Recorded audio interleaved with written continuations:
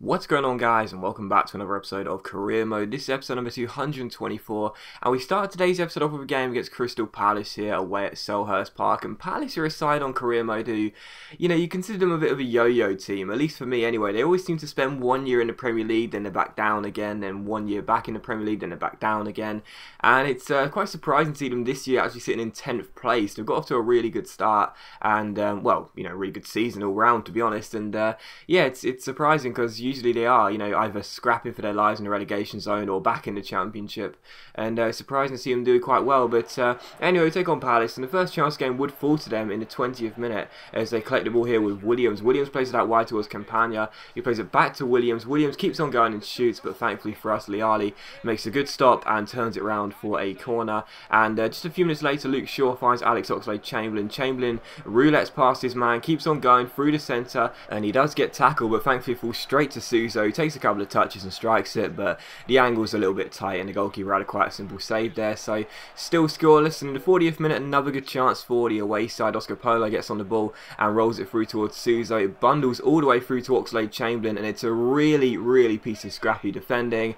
But Oxlade-Chamberlain capitalises, chips the ball over the goalkeeper, and makes it 1-0 to Millwall. But I have to say, although it was scrappy defending, and although it was a lovely little take by the Ox, who's had a super season for us, I think that was a foul there, because you'll see as the ball gets played forward, he just barges the defender to the floor, and in my opinion, that's a foul. But the referee didn't give it, so there you go. But even so, I think we were a little bit fortunate there, but still 1-0. And on the stroke of half-time, Palace tried to equalise. Mason collects the ball here and plays it out wide towards his man. And as Palace keep the pressure alive here, they go down the left-hand side, end up swinging it across towards the far post, and at the far post there is Jonathan Williams, but thankfully for us, his header goes wide and into the side netting. So it's still 1-0, but to be honest, Palace were playing just as good as us, and I would have said a draw at half-time would have been a fairer 45 minutes result. But in the 47th minute, directly from kickoff, we tried to double our advantage.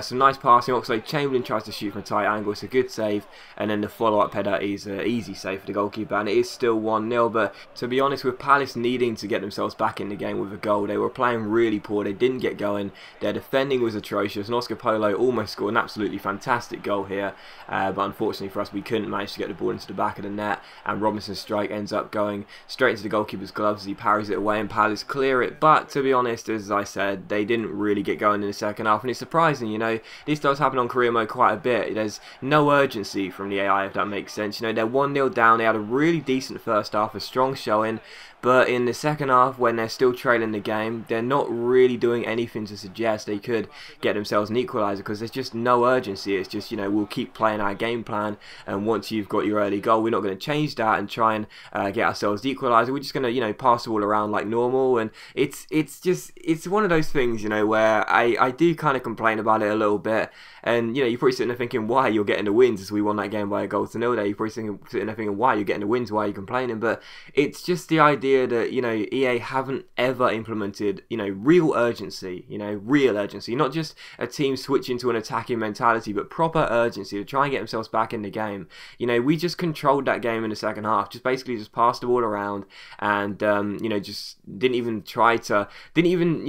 need to be so solid defensively, because there were basically no chances for Palace in the second half. And it's just one of those things, it sort of just takes the realism out of the game, In real life, you'd see them bombing balls forward and pumping it into the box and sending big men forward and so on. But instead, they just sort of thought, well, we don't know how to do that. EA hasn't embedded that into our AI players, so we'll just pass the ball around like normal, which is kind of frustrating, but there you go. Anyway, we take on Fulham here for the following game. Back at the Den, back on home soil, and trying to get a win in this game. But Fulham are a side on Career Mode who I've said before, I wouldn't call them a bogey team, but they're definitely someone who I do struggle against on a regular basis. Of course, they knocked out the FA Cup a few weeks ago, so yeah, they are someone who I do struggle against quite a bit. So I knew it would be a difficult game, but the first chance would fall to us in the 22nd minute, and the first goal would be scored as well, and it was Harry Kane who got it. Getting a rare start for us, as we did rest quite a few players due to fitness reasons, but it's a good finish by Kane. It cannons off the woodwork and goes into the back of the net. But I played him in the CAM area in this game, and that's the reason why he's so good at sort of just drifting out of the box, just being on the edge of the area and just picking him out and letting him strike the ball is the best asset of him because he's just really clinical from just around the edge of the area, you know. I know a lot of people think he's good as a poacher in real life, but in the game, which is true, but in the game, he seems to be the type of player who's better just outside the area to strike the ball with. But anyway, it's Millwall 1, Fulham 0. But in the second half, Fulham tried to respond, and as Dongu finds the number 7 here, they end up whipping a ball into the box eventually after some nice passing. Unlike Palace, actually getting themselves into the box was a real achievement for them. They've crossed the ball in, but the shot is taken, and thankfully for us, it hits the post, and we get it away. So still 1-0, and in the 72nd minute, Leao Gutierrez ends up doubling our lead with a very good header there from Brian Carrasco's corner. It cannons off the bar and just about crosses the line. And this game was all about the woodwork, you know. Fulham had hit the post, and we'd hit the post, and we'd hit the bar. But from the times we hit the woodwork, we got 2 goals, whereas Fulham didn't get a goal from it. So it was one of those games where, you know, sometimes it'll work in your favour, sometimes it weren't. And, you know, this time it did work in our favour. Twice we hit the woodwork but got goals from it. And Fulham, well, they hit the woodwork once and they didn't score from it. And there you saw Connor Wickham have a great chance of Fulham to get themselves back in the game with just a few minutes to go. But he ended up putting his shot wide. I'm sure he wouldn't have missed that if he was back in his Spurs jersey. But still, Millwall 2, Fulham 0. But to be honest, I mean, you know, as I go for the halfway line goal of Luke Shaw here, just like the Palace game, there wasn't that much urgency. There was a little bit of urgency. They were getting themselves into the box every now and then, but there was no sort of, you know, panic and just, you know, sort of all hands at deck, really. It was just quite a simple game for us to control. And in the 89th minute, McCauley gives the ball to Ezekiel here. He rolls it out wide towards Oxlade-Chamberlain.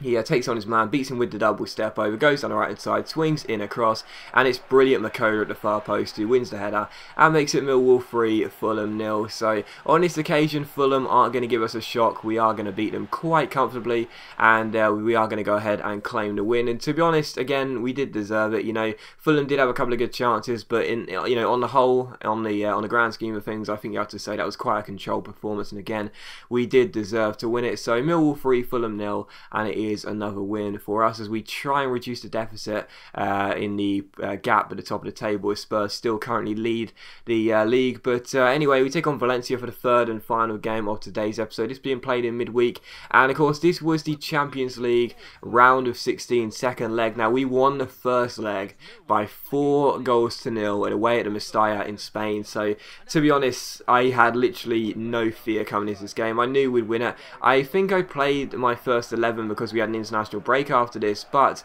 there may have been one change or possibly 2 changes, but at the end of the day, you know, the game was done. You know, Valencia, you know, I did say in the first day they may get 1 or possibly even 2 goals here at the Den, but they're not going to score 4 goals. So I felt very comfortable coming into this game, and the first chance would actually come to the away side as they tried to do the impossible, and as Cruz Marine plays it out wide towards the Algerian winger, he crosses the ball in. Ava Banega wins the header, and it hits the post and goes in. So the woodwork continues here. The goals from the woodwork continue. Banega hits the post, it clips the inside of it and goes in, and Valencia do get themselves an early goal. And in the 22nd minute, Banega, the goal scorer, finds his man. He plays it back to him, and he ends up hitting the post, and Liali ends up pushing the ball into the post himself. Bad goalkeeping, but just about escaping, and it's still 1-0. But Valencia were giving us a shock in the first half, and you know, I'm not going to say that was surprising because I knew they'd have to come out and attack, but even so, it was just really bad how I didn't have a single chance in the first half. I played really poorly. So in the second half, I tried to respond. Even though we could go through with a 3-0 defeat here, I still didn't want to lose this game. And Suso struck this ball in the 60th minute, but unfortunately,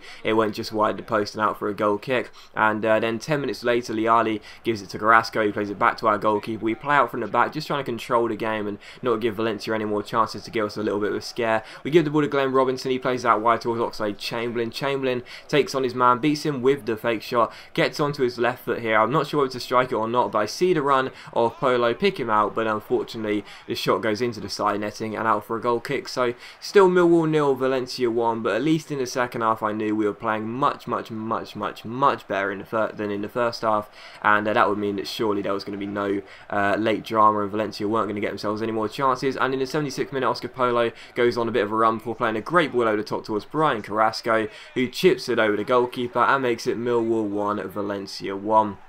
So Carrasco gets the goal there. It's a really nice finish, nice little ball over the top, and a great chip goal by Carrasco, who, yes, has been playing right back this season, just so we can fit him into the team, to be honest. But he's done quite well there. But what happened just before that goal kick was I made a sub. You may have seen it at the top left. I brought on João Cancelo for Kelvin, so Cancelo could play right back, and I could push Carrasco up the pitch. And, you know, it showed just seconds after doing that, Carrasco goes and gets a goal. It just shows how amazing this guy is when you play him up the pitch. But still, Millwall 1, Valencia 1. And in the 78th minute, Valencia had a corner. They tried to get themselves a goal just to restore some pride, really, but thankfully for us, Liali made a really good save, and Shaw managed to clear the ball away. And in the 88th minute, another chance here, but it would actually fall to us as brilliant. McCullough makes a challenge. It comes to Oxlade-Chamberlain, plays it back out wide towards the South African winger, down the right-hand side. A really good chance. He shoots from a tight angle, but it's quite a simple save, and it's put behind for a corner. But that's how the game would finish. Millwall 1, Valencia 1. We are through 5-1 on aggregate to the Champions League quarterfinals, and touch wood, in our first season in the Champions League, we could go all the way and win it. But as always, guys, a big thank you for watching the video. I really hope you have enjoyed it. If you have enjoyed the episode, please leave a like, because it's much appreciated and it really does help my channel out, and I'll see you for the next episode of Career Mode very soon.